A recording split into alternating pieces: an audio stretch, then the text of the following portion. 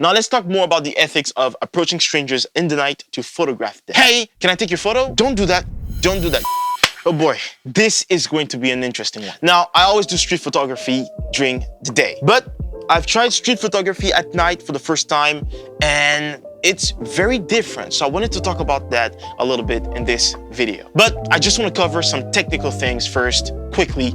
Camera settings. When you're shooting at night, your camera settings are obviously going to change. You're not going to be shooting at the same shutter speed, the same ISO, and the same aperture. What I like to do is keep my aperture as low as my lens can go. For me, that's 1.4 because I'm shooting my portraits with my 85mm and it has an aperture of 1.4. So I always like to go down to that. As a matter of fact, I'm at 1.4 even when I'm shooting during the day. So, you know, I'm always just at that aperture. Now, as for shutter speed, I like to stay between 1/200th of a second and 1/250th of a second. I like to stay in between those two because the photo is not blurry, it's sharp enough, but it's just right so that it lets in enough light into the sensor, into the camera. And ISO, boy, this is where you can mess up your whole photo. It also depends on your camera, but you don't want to raise your ISO too high. Now, I am shooting with the Canon EOS R, and if I raise my ISO too high, I think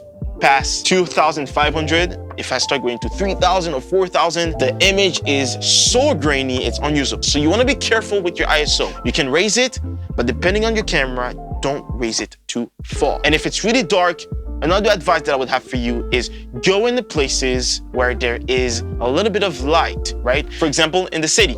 If you're doing night street photography in the city, you shouldn't have too much of a problem with lighting. So that was the technical side, right? So now let's talk more about the ethics of approaching strangers in the night to photograph them. Let me set up a scenario for you. You just got off of work, you're walking to go home, and some random guy approaches you and asks you to photograph them.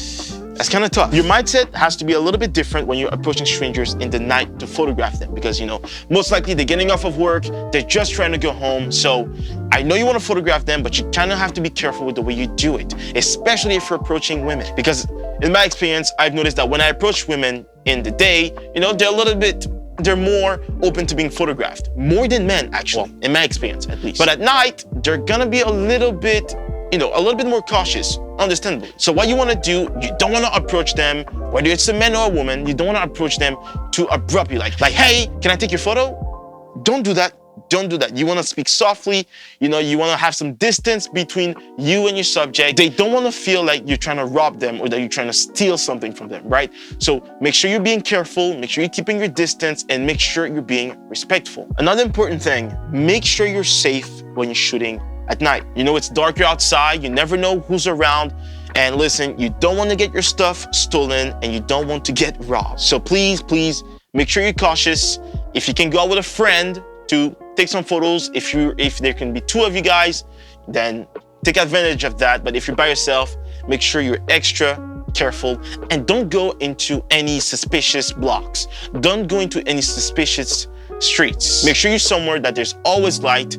Make sure you're somewhere where there's always people around, so you know you're not alone. So yeah, these are just a few tips that I wanted to quickly share with you today. But that's gonna be it for this video. If you've enjoyed it or learned something from it, or even if you found it entertaining, make sure to leave a like and subscribe to my channel. I am trying to reach 1,000 subscribers by the end of the month. We're close, we're not that far from it, so I really think it's possible. So please make sure you subscribe to the channel. Follow me on Instagram to follow my journey as a street photographer. You can also follow my journey on YouTube Shorts. If you want to keep watching, I'll leave a couple videos here for you. I usually say what they are, but I trust the YouTube algorithm to just show you the right video that is for you. So there's gonna be one here and one there, and you can click here to subscribe. Thank you for watching this video. Stay creative, keep creating. God bless you, and I'll see you in the next one.